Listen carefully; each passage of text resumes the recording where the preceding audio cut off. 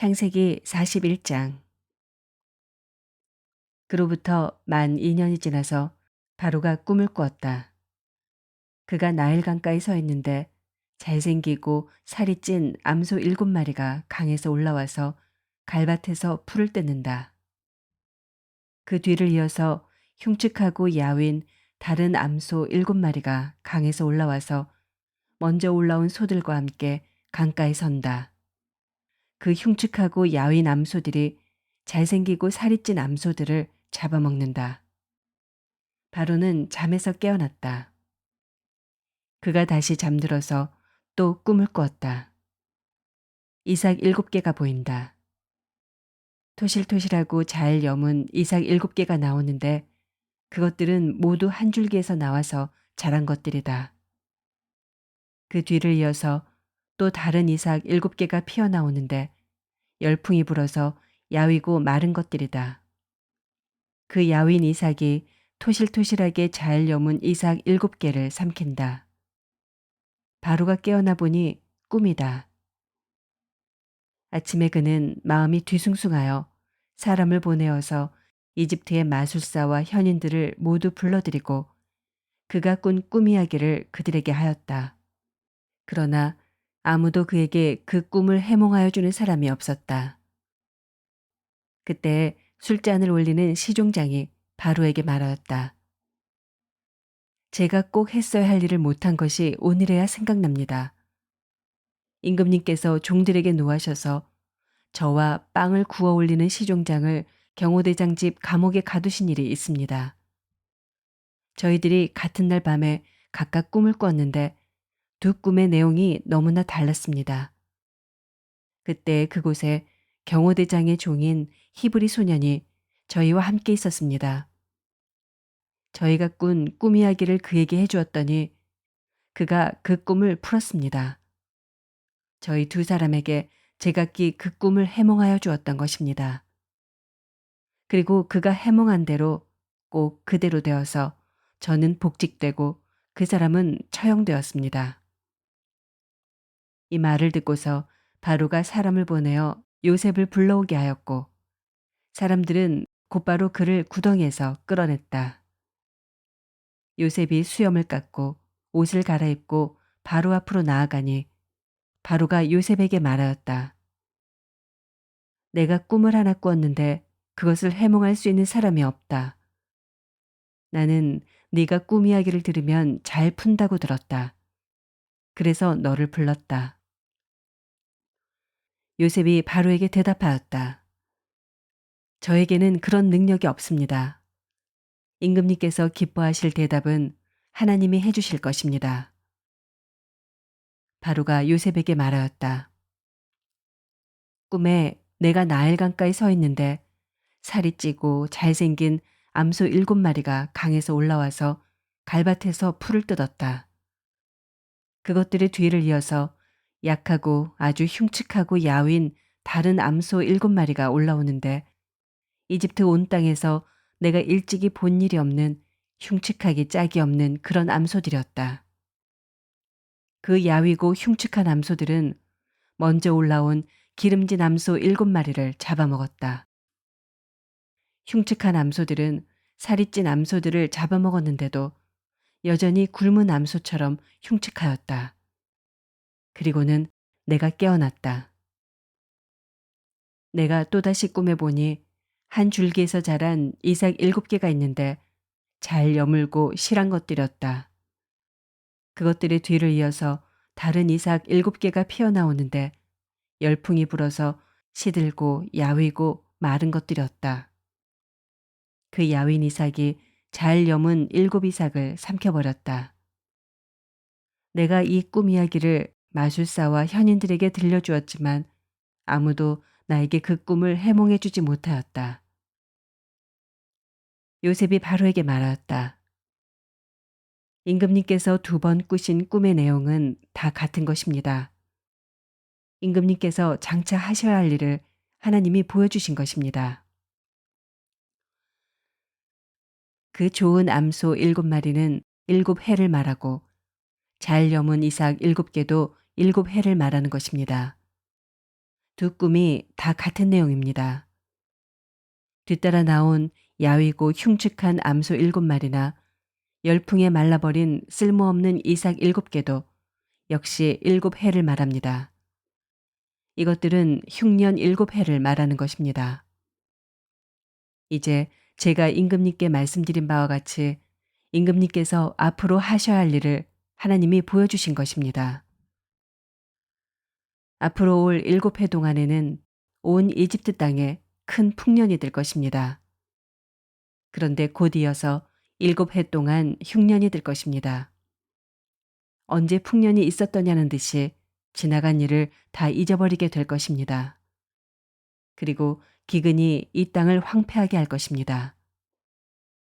풍년이 든 다음에 오는 흉년은 너무나도 심하여서 이집트 땅에서는 아무도 그 전에 풍년이 든 일을 기억하지 못할 것입니다. 임금님께서 같은 꿈을 2번이나 거듭 꾸신 것은 하나님이 이 일을 하시기로 이미 결정하시고 그 일을 꼭 그대로 하시겠다는 것을 말씀해 주시는 것입니다. 이제 임금님께서는 명철하고 슬기로운 사람을 책임자로 세우셔서 이집트 땅을 다스리게 하시는 것이 좋을 듯합니다. 임금님께서는 전국의 관리들을 임명하셔서 풍년이 계속되는 7해 동안에 이집트 땅에서 거둔 것의 5분의 1을 해마다 받아들이도록 하심이 좋을 듯합니다. 앞으로 올 풍년에 그 관리들은 온갖 먹거리를 거두어들이고 임금님의 권한 아래 각 성읍에 곡식을 갈무리하도록 하십시오. 이 먹거리는 이집트 땅에서 7해 동안 이어갈 흉년에 대비해서 그때 이 나라 사람들이 먹을 수 있도록 갈무리해 두셔야 합니다. 그렇게 하시면 기근이 이 나라를 망하게 하지 못할 것입니다. 바로와 모든 신하들은 이 제안을 좋게 여겼다. 바로가 신하들에게 말하였다.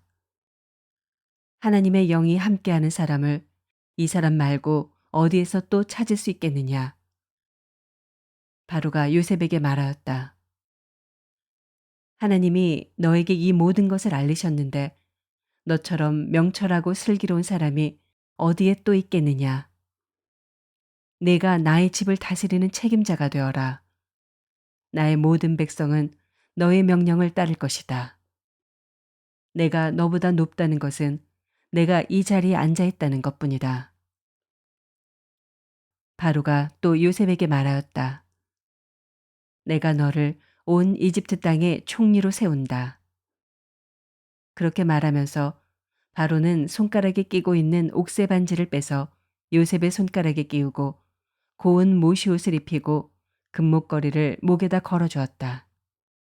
또 자기의 병거에 버금가는 병거에 요셉을 태우니 사람들이 물러나거라 하고 외쳤다. 이렇게 해서 바로는 요셉을 온 이집트 땅의 총리로 세웠다. 바로가 요셉에게 말하였다. 나는 바로다. 이집트 온 땅에서 총리의 허락이 없이는 어느 누구도 손 하나 발 하나도 움직이지 못한다. 바로는 요셉에게 사브낫 바네아라는 이름을 지어주고 오네 제사장 보디베라의 딸 아스낫과 결혼을 시켰다. 요셉이 이집트 땅을 순찰하러 나섰다. 요셉이 이집트 왕 바로를 섬기기 시작할 때 그의 나이는 30살이었다. 요셉은 바로 앞에서 물러나와서 이집트 온 땅을 두루 다니면서 살폈다. 풍년을 이룬 7해 동안에 땅에서 생산된 것은 대단히 많았다.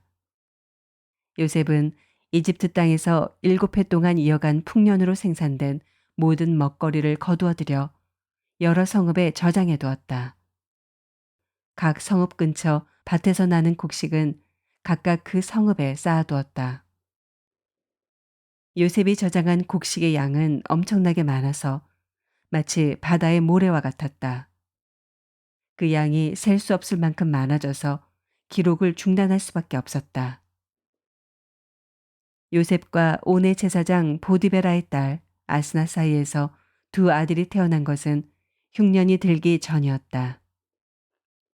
요셉과 온의 제사장 보디베라의 딸 아스나 사이에서 두 아들이 태어난 것은 흉년이 들기 전이었다. 요셉은 하나님이 나의 온갖 고난과 아버지 집 생각을 다 잊어버리게 하셨다 하면서 맏아들의 이름을 므낫세라고 지었다.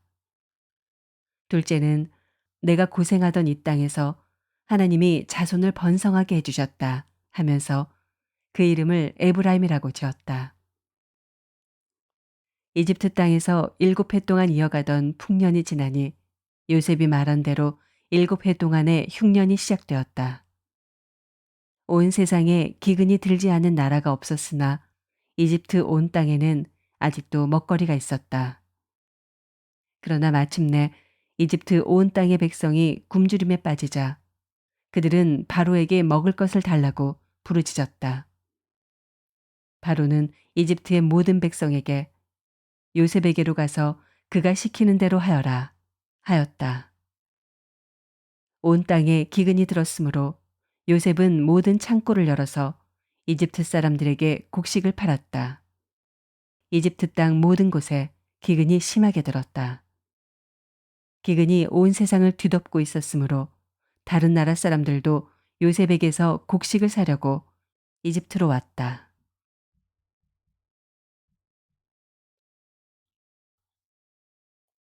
마가복음 11장. 그들이 예루살렘 가까이에 곧 올리브산에 있는 벳바게와 베다니 가까이에 이르렀을 때 예수께서 제자 둘을 보내시며 그들에게 말씀하셨다. 너희는 맞은편 마을로 가거라. 거기에 들어가서 보면 아직 아무도 탄 적이 없는 새끼 나귀 한 마리가 매어 있을 것이다. 그것을 풀어서 끌고 오너라. 어느 누가 왜 이러는 거요? 하고 물으면 주님께서 쓰시려고 하십니다. 쓰시고 나면 지체 없이 이리로 돌려보내실 것입니다. 하고 말하여라. 그들은 가서 새끼 나귀가 바깥 길 쪽으로 나 있는 문에 매어 있는 것을 보고 그것을 풀었다. 거기에 서 있는 사람들 가운데 몇 사람이 그들에게 물었다. 새끼 나귀를 풀다니 무슨 짓이요? 제자들은 예수께서 일러주신 대로 그들에게 말하였다. 그러자 그들은 가만히 있었다. 제자들이 그 새끼 나귀를 예수께로 끌고 와서 자기들의 겉옷을 그 등에 걸쳐 놓으니 예수께서 그 위에 올라타셨다. 많은 사람이 자기들의 겉옷을 길에다 폈으며 다른 사람들은 들에서 잎 많은 생나무 가지들을 꺾어다가 길에다 깔았다. 그리고 앞에 서서 가는 사람들과 뒤따르는 사람들이 외쳤다. 호산나, 복되시다. 주님의 이름으로 오시는 분. 복되다. 다가오는 우리 조상 다윗의 나라여. 더없이 높은 곳에서 호산나. 예수께서 예루살렘에 이르러 성전에 들어가셨다. 그는 거기서 모든 것을 둘러보신 뒤에 날이 이미 저물었으므로 12제자와 함께 베다니로 나가셨다. 이튿날 그들이 베다니를 떠나갈 때 예수께서는 시장하셨다. 멀리서 잎이 무성한 무화과 나무를 보시고 혹시 그 나무에 열매가 있을까요? 가까이 가서 보셨는데 잎사귀 밖에는 아무것도 없었다. 무화과의 철이 아니었기 때문이다. 예수께서 그 나무에게 말씀하셨다. 이제부터 영원히 내게서 열매를 따먹을 사람이 없을 것이다. 제자들이 예수께서 말씀하시는 것을 들었다. 그리고 그들은 예루살렘에 들어갔다. 예수께서 성전에 들어가셔서 성전 뜰에서 팔고 사고 하는 사람들을 내쫓으시면서 돈을 바꿔주는 사람들의 상과 비둘기를 파는 사람들의 의자를 둘러 엎으시고 성전 뜰을 가로질러 물건을 나르는 것을 금하셨다. 예수께서는 가르치시면서 그들에게 말씀하셨다. 기록한 바 내 집은 만민이 기도하는 집이라고 불릴 것이다 하지 않았느냐. 그런데 너희는 그곳을 강도들의 소굴로 만들어 버렸다. 대제사장들과 율법학자들이 이 말씀을 듣고서는 어떻게 예수를 없애버릴까 하고 방도를 찾고 있었다. 그들은 예수를 두려워하고 있었던 것이다. 무리가 다 예수의 가르침에 놀라고 있었기 때문이다. 저녁 때가 되면 예수와 제자들은 을의 성 밖으로 나갔다. 이른 아침에 그들이 지나가다가 그 무화과 나무가 뿌리째 말라버린 것을 보았다. 그래서 베드로가 전날 일이 생각나서 예수께 말하였다. 라삐님, 저것 좀 보십시오. 선생님이 저주하신 저 무화과 나무가 말라버렸습니다. 예수께서는 그들에게 말씀하셨다. 하나님을 믿어라. 내가 진정으로 너희에게 말한다. 누구든지 이 산더러 번쩍 들려서 바다에 빠져라 하고 말하고 마음에 의심하지 않고 말한 대로 될 것을 믿으면 그대로 이루어질 것이다. 그러므로 나는 너희에게 말한다. 너희가 기도하면서 구하는 것은 무엇이든지 이미 그것을 받은 줄로 믿어라. 그리하면 너희에게 그대로 이루어질 것이다. 너희가 서서 기도할 때 어떤 사람과 서로 등진 일이 있으면 용서하여라. 그래야 하늘에 계신 너희 아버지께서도 너희의 잘못을 용서해 주실 것이다. 그들은 다시 예루살렘에 들어갔다. 예수께서 성전 뜰에서 거닐고 계실 때 대제사장들과 율법학자들과 장로들이 예수께로 와서 물었다. 당신은 무슨 권한으로 이런 일을 합니까? 누가 당신에게 이런 일을 할 수 있는 권한을 주었습니까? 예수께서 그들에게 말씀하셨다. 나도 너희에게 한 가지를 물어보겠으니 나에게 대답해 보아라. 그러면 내가 무슨 권한으로 이런 일을 하는지를 너희에게 말하겠다. 요한의 세례가 하늘에서 온 것이냐 사람에게서 온 것이냐 내게 대답해 보아라. 그들은 자기들끼리 의논하며 말하였다. 하늘에서 왔다고 말하면 어찌하여 그를 믿지 않았느냐고 할 것이다. 그렇다고 해서 사람에게서 왔다고 대답할 수도 없지 않은가. 그들은 무리를 무서워하고 있었다. 무리가 모두 요한을 참 예언자로 알고 있었기 때문이었다. 그래서 그들이 예수께 대답하였다. 모르겠습니다. 예수께서 그들에게 말씀하셨다. 나도 내가 무슨 권한으로 이런 일을 하는지를 너희에게 말하지 않겠다.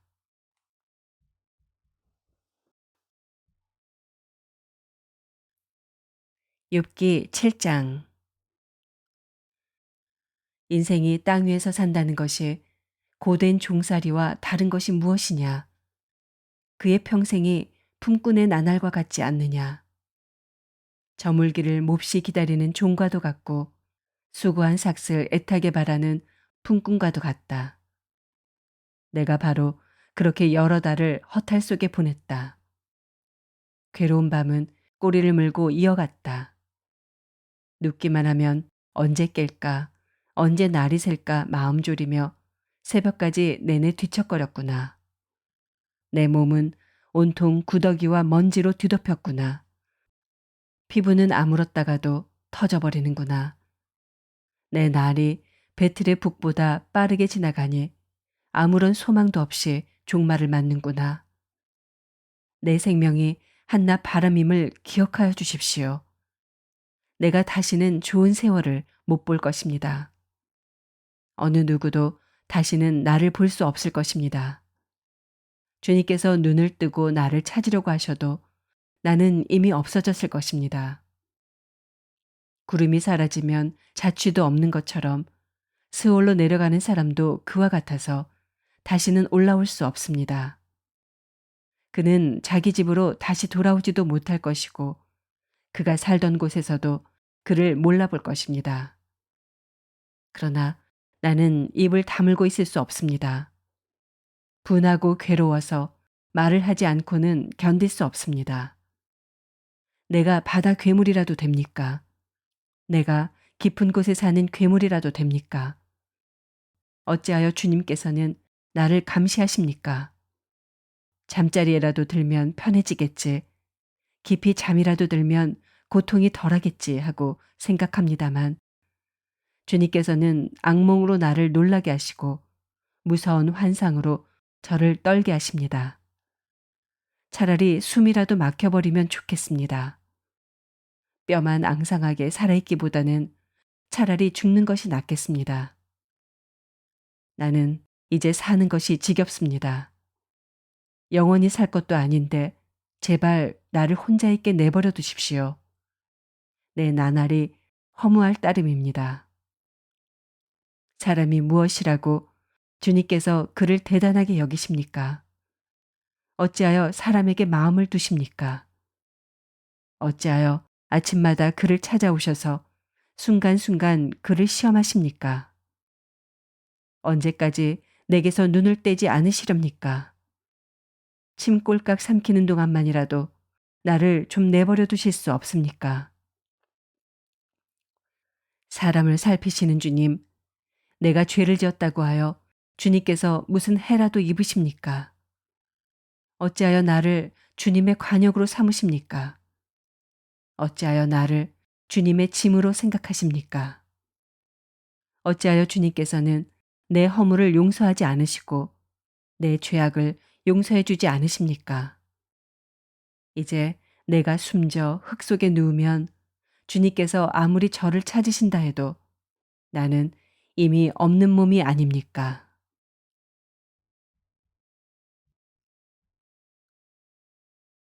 로마서 11장. 그러면 내가 묻습니다. 하나님께서 자기 백성을 버리신 것은 아닙니까? 그럴 수 없습니다. 나도 이스라엘 사람이요 아브라함의 후손이요 베냐민 지파에 속한 사람입니다. 하나님께서는 미리 아신 자기 백성을 버리지 않으셨습니다. 여러분은 성경이 엘리야를 두고 하신 말씀을 알지 못합니까? 그가 이스라엘을 고발하여 하나님께 이렇게 호소하였습니다. 주님, 그들은 주님의 예언자들을 죽이고 주님의 제단들을 헐어버렸습니다. 남은 것은 나 혼자밖에 없는데 그들은 내 목숨마저 찾고 있습니다. 그런데 하나님께서는 그에게 어떻게 대답하셨습니까? 내가 바알에게 무릎을 꿇지 않은 사람 7천 명을 내 앞에 남겨두었다 하셨습니다. 이와 같이 지금 이 시기에도 은혜로 택하심을 입은 사람들이 남아 있습니다. 은혜로 된 것이면 행위에 근거한 것이 아닙니다. 그렇지 않으면 그 은혜는 이미 은혜가 아닙니다. 그러면 무슨 결과가 생겼습니까? 이스라엘 백성은 찾던 것을 얻지 못하였지만 택하심을 받은 사람들은 그것을 얻었습니다. 그리고 그 나머지 사람들은 완고해졌습니다. 성경에 이렇게 기록한 바와 같습니다. 하나님께서 그들에게는 혼미한 영을 주셨으니 오늘까지 그들은 눈이 있어도 보지 못하고 귀가 있어도 듣지 못한다. 다윗도 다음과 같이 말하였습니다. 그들의 밥상이 그들에게 올무가 되고 덫이 되게 하여 주십시오. 그들이 걸려 넘어지고 보복을 받게 하여 주십시오. 그들의 눈이 어두워져서 보지 못하게 되도록 하여 주십시오. 그들의 등이 언제나 굽어 있게 하여 주십시오. 그러면 내가 묻습니다. 이스라엘이 걸려 넘어져서 완전히 쓰러져 망하게끔 되었습니까? 그럴 수 없습니다. 그들의 허물 때문에 구원이 이방 사람에게 이르렀는데 이것은 이스라엘에게 질투하는 마음이 일어나게 하려는 것입니다. 이스라엘의 허물이 세상의 부요함이 되고 이스라엘의 실패가 이방 사람의 부요함이 되었다면 이스라엘 전체가 바로 설 때에는 그 복이 얼마나 더 엄청나겠습니까? 이제 나는 이방 사람인 여러분에게 말합니다. 내가 이방 사람에게 보내심을 받은 사도이니만큼 나는 내 직분을 영광스럽게 생각합니다. 나는 아무쪼록 내 동족에게 질투심을 일으켜서 그 가운데서 몇 사람만이라도 구원하고 싶습니다. 하나님께서 그들을 버리심이 세상과의 화해를 이루는 것이라면 그들을 받아들이심은 죽은 사람들 가운데서 살아나는 삶을 주심이 아니고 무엇이겠습니까? 만물로 바치는 빵 반죽덩이가 거룩하면 남은 온 덩이도 그러하고 뿌리가 거룩하면 가지도 그러합니다. 그런데 참 올리브 나무 가지들 가운데서 얼마를 잘라내시고서 그 자리에다 돌 올리브 나무인 그대를 접붙여 주셨기 때문에 그대가 참 올리브 나무의 뿌리에서 올라오는 양분을 함께 받게 된 것이면 그대는 본래 가지들을 향하여 우쭐대지 말아야 합니다. 비록 그대가 우쭐댈지라도 그대가 뿌리를 지탱하는 것이 아니라 뿌리가 그대를 지탱한다는 것을 명심해야 합니다. 그러므로 본래 가지가 잘려나간 것은 그 자리에 내가 접붙임을 받게 하시려는 것이었다 하고 그대는 말해야 할 것입니다. 옳습니다. 그 가지들이 잘린 것은 믿지 않은 탓이고 그대가 그 자리에 붙어 있는 것은 믿었기 때문입니다. 그러니 교만한 마음을 품지 말고 도리어 두려워하십시오. 하나님께서 본래의 가지들을 아끼지 않으셨으니 접붙은 가지도 아끼지 않으실 것입니다. 그러므로 하나님의 인자하심과 준엄하심을 생각해 보십시오. 하나님은 넘어진 사람들에게는 준엄하십니다. 그러나 그대가 하나님의 인자하심에 머물러 있으면 하나님이 그대에게 인자하게 대하실 것입니다. 그렇지 않으면 그대도 잘릴 것입니다. 그러나 믿지 않았던 탓으로 잘려나갔던 가지들이 믿게 되면 그 가지들도 접붙임을 받게 될 것입니다. 하나님께서는 그들을 다시 접붙이실 수 있습니다. 그대가 본래의 돌 올리브 나무에서 잘려서 그 본성을 거슬러 참 올리브 나무에 접붙임을 받았다면 본래 붙어 있던 이 가지들이 제 나무에 다시 접붙임을 받는 것이야 얼마나 더 쉬운 일이겠습니까? 형제자매 여러분, 나는 여러분이 이 신비한 비밀을 알기를 바랍니다.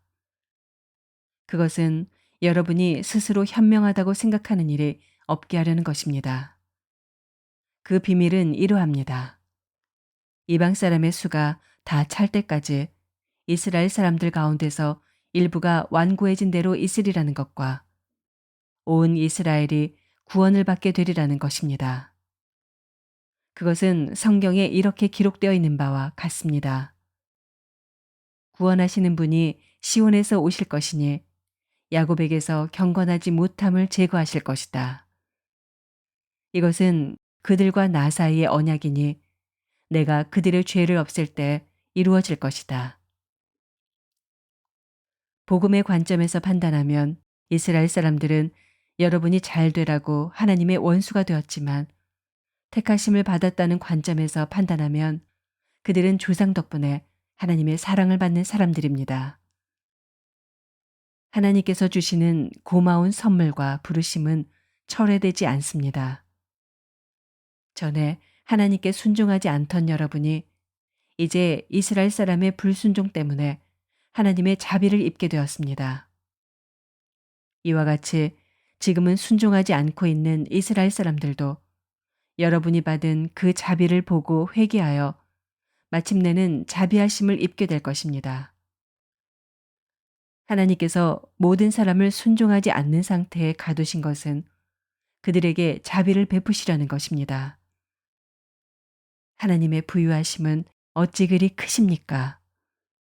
하나님의 지혜와 지식은 어찌 그리 깊고 깊으십니까? 그 어느 누가 하나님의 판단을 헤아려 알 수 있으며 그 어느 누가 하나님의 길을 더듬어 찾아낼 수 있겠습니까? 누가 주님의 마음을 알았으며 누가 주님의 조언자가 되었습니까? 누가 먼저 무엇을 드렸기에 주님의 답례를 바라겠습니까? 만물이 그에게서 나고 그로 말미암아 있고 그를 위하여 있습니다.